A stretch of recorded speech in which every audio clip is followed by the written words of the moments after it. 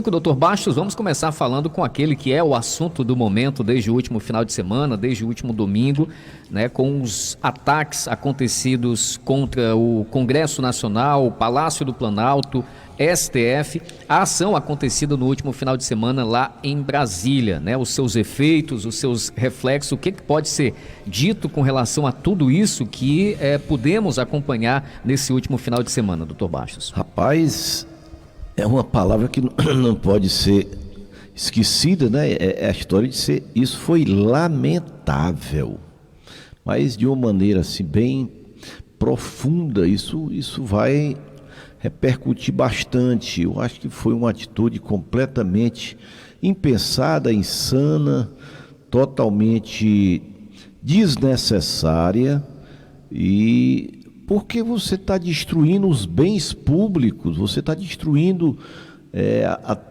a tua própria identidade de democracia, de república, porque quando você destrói esses poderes, você está destruindo a república, você está distribuindo, né, o sistema, a democracia do seu país, e isso não deve passar por uma cabeça normal. Eu fico, né, triste, lamento profundamente, né? Claro que essas pessoas foram movidos, foram motivados de uma maneira totalmente errada, que eu acho que essas fake news, esse uso exagerado do celular, ele traz transtorno nas pessoas e eles às vezes, né, ficam com um falso ou um auto-engano, eles se auto-enganam e acham que aquilo vai ser a verdade futura para eles.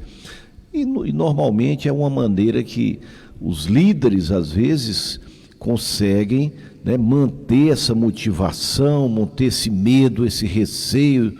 Eu me lembro do tempo do comunismo, né, que a gente dizia, por que as pessoas tinham ódio ao comunismo? A história de quê? De que comunista comia crianças. Olha que coisa absurda, mas foi o que surgiu naquela época.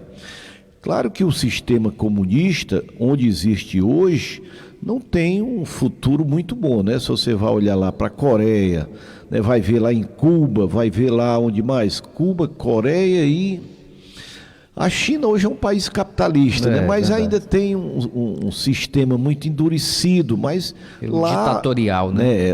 Existe um sistema muito ditatorial, mas, né, o livre mercado, vamos chamar assim, dentro da capacidade deles absorverem, ainda existe.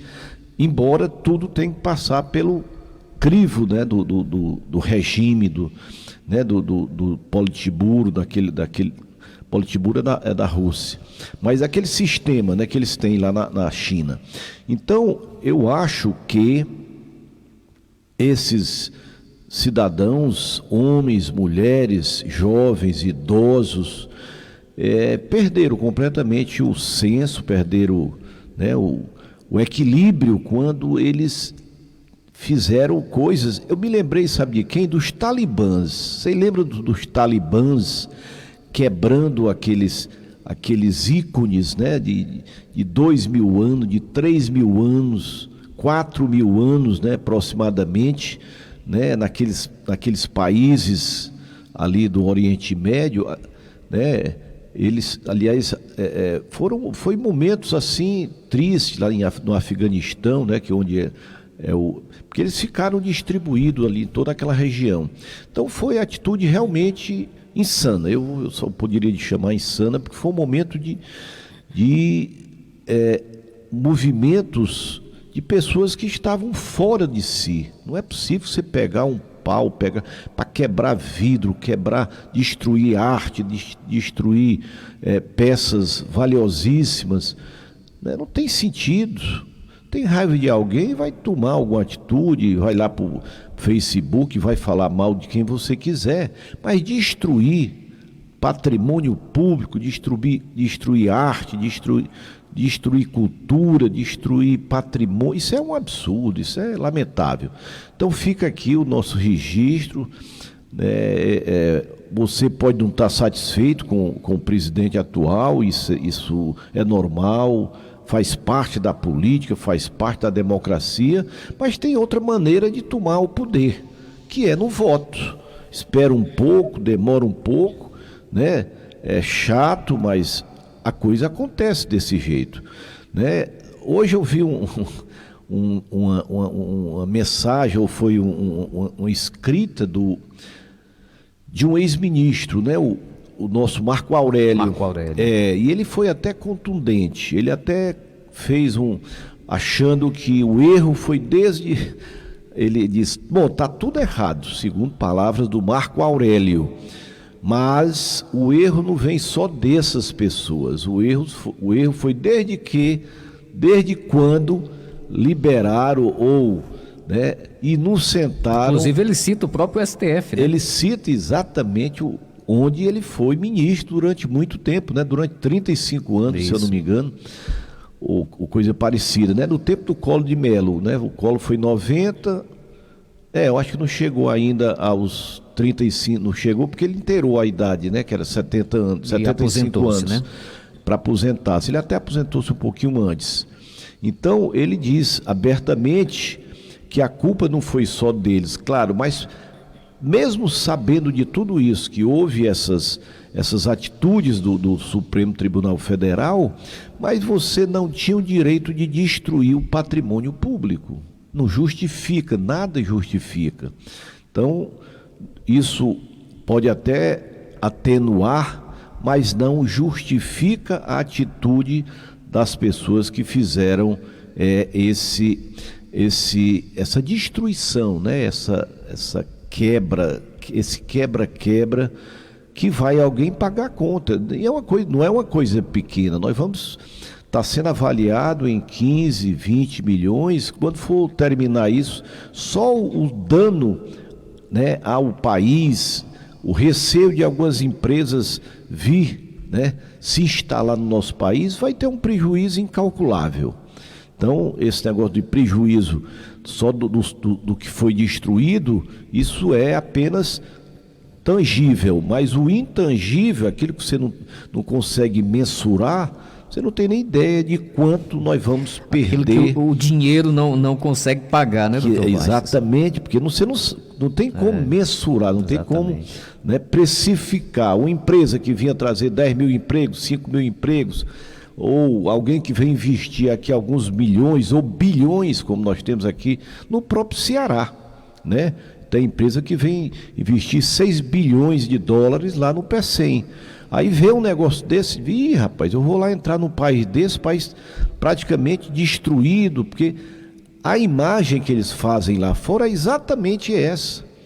Destruído o Supremo Tribunal Federal, que é o órgão responsável, né, a Corte Máxima, né, da Justiça, o Congresso Nacional e o Palácio do Planalto, né, que é exatamente onde o presidente da República despacha, com exceção, logicamente, do gabinete dele, né, que estava bem fechado. Eles não conseguiram destruir, mas outros andares eles destruíram bastante. Então fica aí o nosso protesto, fica aí a nossa repulsa a esse modelo, né, de manifestação. A manifestação, ela pode ser feita, mas de uma maneira pacífica, como vinham fazendo. Tá lá no quartel, tudo bem, não está destruindo nada, não está fazendo mal a ninguém, mas quando eles começaram a ficar agressivos e destruidores, perderam totalmente a razão, completamente sem razão, e fica aqui o nosso protesto. Pois é, doutor Bastos, eu particularmente penso que tudo que é ao extremo, extrema esquerda, extrema direita, né, faz mal, não faz bem. É porque exatamente pelo que a gente percebe, esses atos cometidos no último domingo, ao meu ver, foram exatamente por blocos ali de extremistas. Né? Radicais. Não representam necessariamente quem é de direita na sua totalidade. Claro que a exemplo daquelas manifestações também que aconteceram lá após o impeachment da Dilma. É do MST, rapaz. Também extremistas. O MST destruiu, né? Eu até falei já algumas vezes aqui, era projetos de inovações, né, na área agrícola, Isso. espetacular, da própria Embrapa, né, se eu não me engano.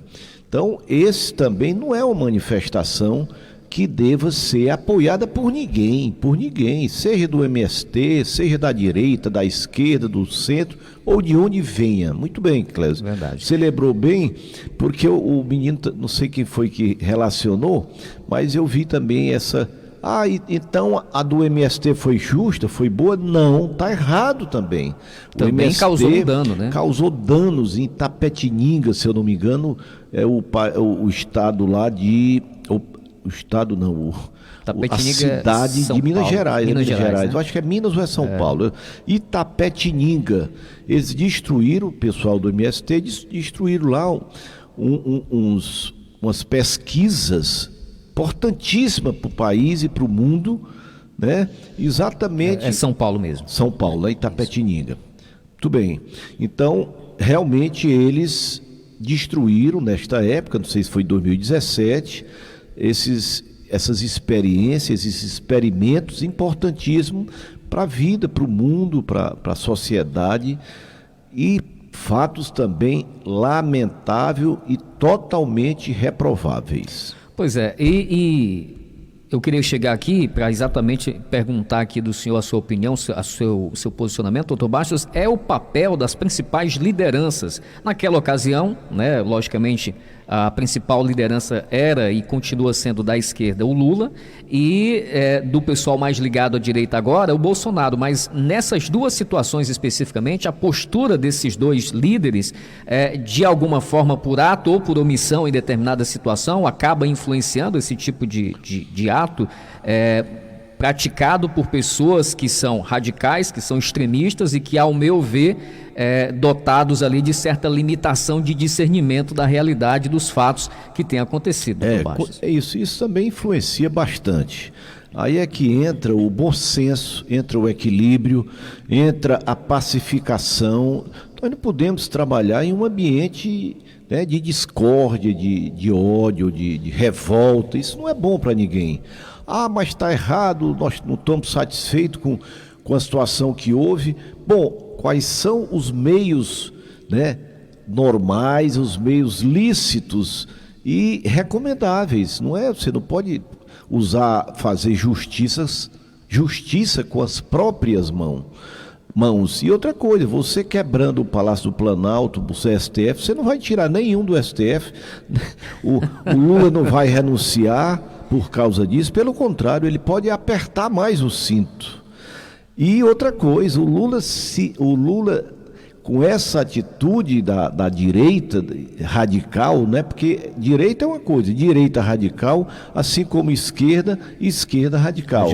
Então, essa situação, de certa forma, fortaleceu muito o Lula. Você viu quantos presidentes do mundo todo se solidarizaram com ele, né? Então, todos os governadores estavam reunidos no dia seguinte, dando apoio, inclusive pessoas que foram eleitas, apoiados pelo partido, né, exatamente que fez essa avaria lá no Palácio e no STF, estavam lá se solidarizando, dizendo também que não concordam, porque é um absurdo, isso é primitivo, esse modelo de protesto primitivo, acho que da época das cavernas, mas de vez em quando nós temos pessoas com a mente das cavernas ainda, né? Como nós falamos agora de uma ala do lado esquerdo e agora do lado direito, né?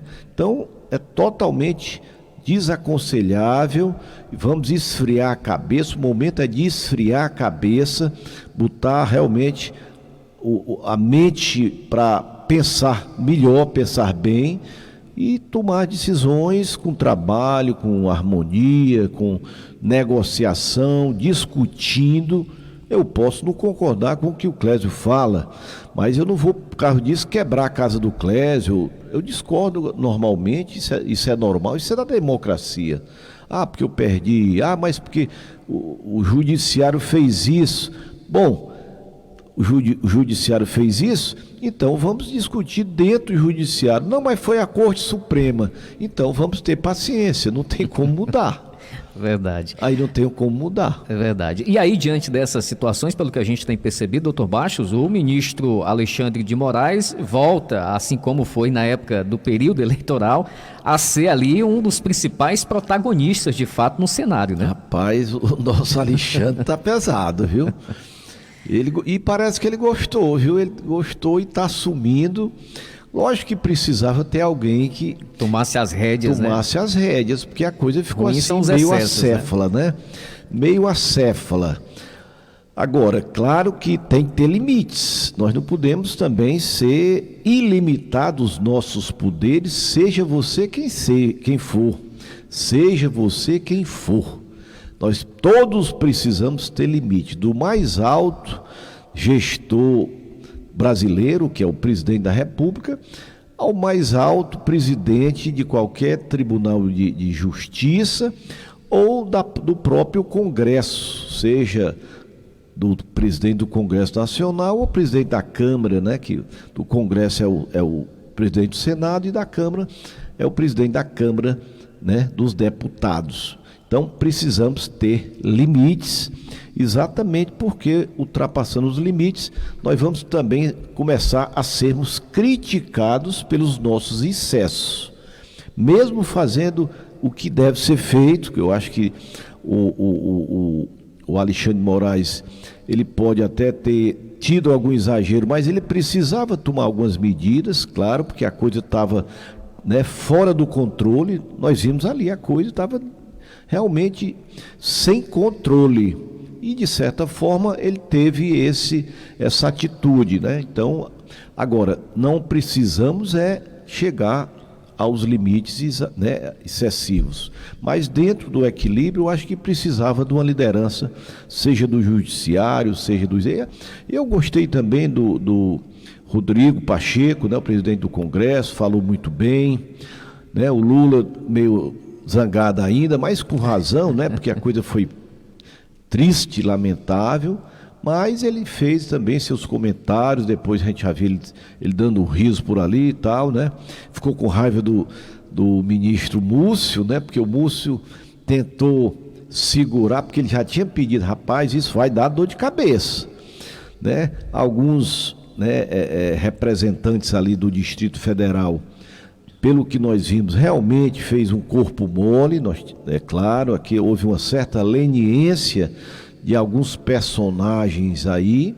Inclusive o STF julga hoje a decisão do Alexandre de Moraes, que afastou o Ibanez Rocha, né, o governador lá do Distrito Federal. Houve uma certa leniência, vamos chamar assim, né, eu não vou chamar cumplicidade não, mas houve um certo relaxamento, né, tiveram as mudanças lá na parte de inteligência, uns viajaram, outros ficaram mais distantes. Isso não é bom. Nós sabíamos que estava havendo alguma coisa diferente. Essa história dessas pessoas acampadas perto dos quartéis, sabia que não ia acabar bem. E para você ter uma ideia, no início da semana tinha 200 pessoas lá em Brasília acampadas. Quando foi no sábado, já tinha 3.000 pessoas. Claro que isso não estava normal. Estava havendo alguma coisa. E ninguém perceber isso lá dentro de Brasília, pelo amor de Deus, precisa não ter nem ouvido, nem visão. Porque todos já tinham uma ideia de que algo estava sendo, né, planejado para, né, tomar uma iniciativa. Se eles tivessem tido o bom senso, rapaz, suspende aí o trânsito, dá aí uma parada, traz gente, não sei, tinham evitado isso com toda certeza. Mas eu acho que faltou, né, ação, faltou atitude, faltou proatividade daqueles responsáveis, né? E aí você pode dizer, não a nível só estadual, né, só do distrito, mas também do próprio governo federal. Verdade. Eu acho que faltou iniciativa, proatividade, ou, né, uma atitude, né, antecipada, porque tudo ali fazia crer que iria haver alguma coisa. Saindo de 200 pessoas para 3.000 pessoas, meu amigo, tinha alguma coisa que estava querendo entrar em ebulição.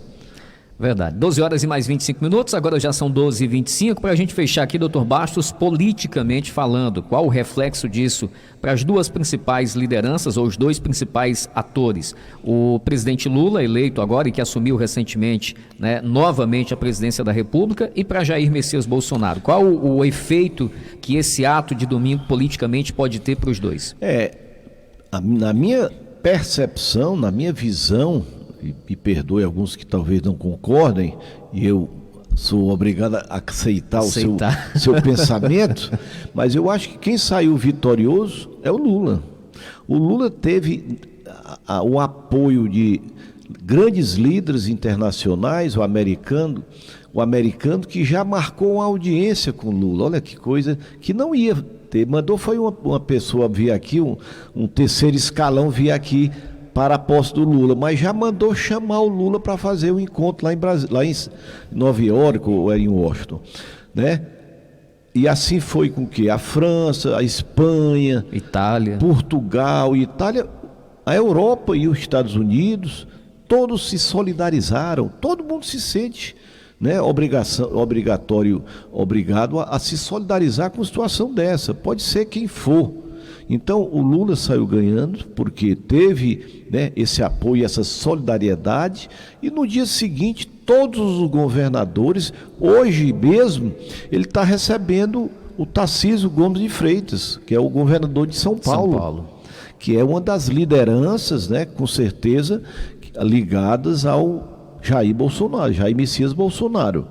Então isso, de certa forma, aproximou-os, né? No sofrimento, na dor, essas pessoas se aproximam para exatamente se solidarizar e ajudar. E nesse caso, o Bolsonaro, como está longe, parece que já está voltando, né, para o Brasil, teve lá um problema de obstrução novamente, a situação dele parece que não é fácil, porque não é a segunda nem a terceira vez que ele já teve essas obstruções, e isso precisa ele ficar internado, tomando soro, deixando a coisa, né, melhorar através, né, de um relaxamento lá dos órgãos intestinais, né, do intestino, etc. e tal.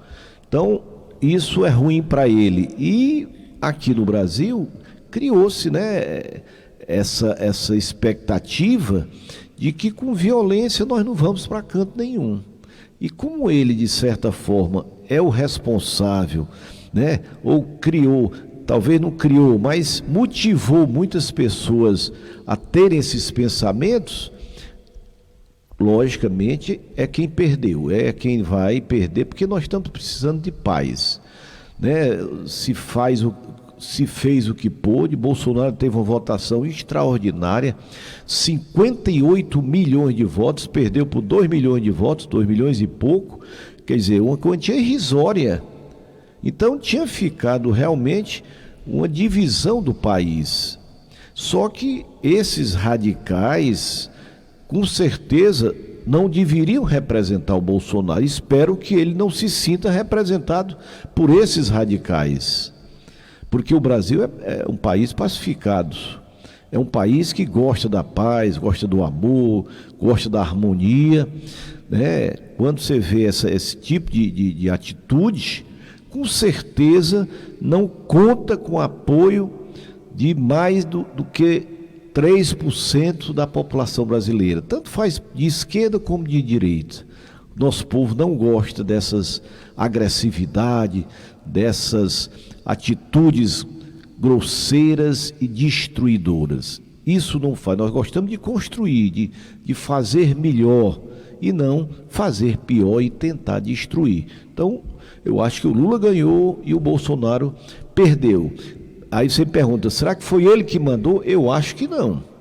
Ele, inclusive, quando falou aí na última vez, ele condenou qualquer atitude de agressividade. Eu vi a live dele, ele exatamente dizendo que não concordava, que tinha havido o quê? Não sei qual foi o ato que tinha havido, mas ele não concordou com o último ato que foi feito na época da campanha, ou foi depois da campanha, mas ele condenou, né? Eu sou contra qualquer agressividade e tal. Então, eu acho que o Bolsonaro não foi o responsável, ou não foi o incentivador dessa atitude dessas pessoas radicais. Eu tenho certeza que não. Muito bem. E judicialmente, pode ter algum reflexo também para o Bolsonaro, doutor Bastos?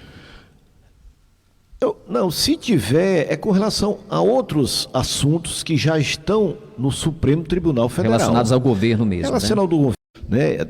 Foi arrolado contra ele, que está transitando 5 inquéritos, né, que podem levar a perda de Os direitos políticos. Direitos políticos, exatamente, Clésio Marques.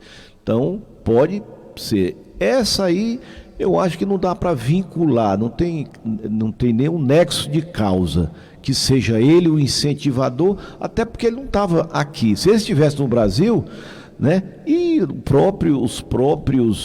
as próprias mídias sociais podem saber se ele estava incentivando. Claro que os filhos devem ter entrado em contato com ele, né, situando o problema, mas com certeza eu acredito, e aí sou eu, não é ninguém, ele não disse, que ele não teve participação estimulando, motivando para que eles fizessem isso. Muito bem, 12 horas e 31 minutos, agora já são 12h31.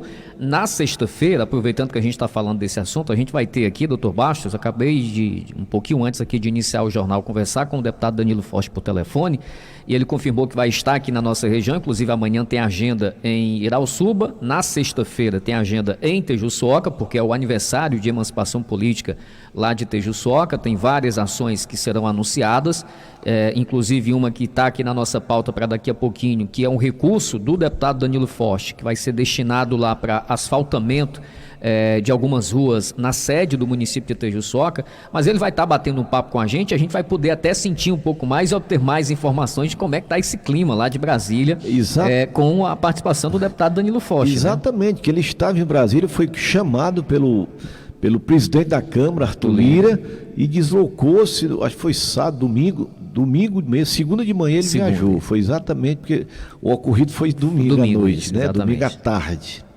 Aliás, que triste domingo. Eu vinha voltando, eu tinha ido com as minhas netinhas dar uma olhadinha na praia, ali pertinho, onde eu moro. E quando eu vinha voltando, o Arthurzinho, papai, você já viu o que é que está acontecendo em Brasília, meu Saiu filho? Tudo aparentemente tranquilo. Não, e volta. eu vinha numa paz celestial, rapaz. Aí quando eu cheguei em casa, papai, você está vendo ali o que aconteceu em Brasília? Eu digo, rapaz, eu não acredito. E infelizmente tive que ficar ali olhando aquele absurdo. Ali para mim foi um absurdo. Eu fiquei assim, penalizado pelo nosso país, infelizmente. Foi o principal ato, atentado contra a democracia dos últimos tempos, tranquilamente. Perfeito, até porque dos Estados Unidos foi só no Capitólio, né? E nós foram os três poderes. Ele atingiu exatamente os poderes constituídos de uma república, destruir a república. Como é que eu destruo? Destrói o Supremo, quer dizer, não tirou os ministros, mas tentou destruir o prédio. Não funciona. Foi na Câmara, tentaram fazer a mesma coisa, destruíram lá algumas estruturas e mobília, etc e tal, vidros todos quebrados, e depois foram no Palácio do Planalto, onde fica o Executivo. Então, foi uma atitude realmente destruidora de uma república, né?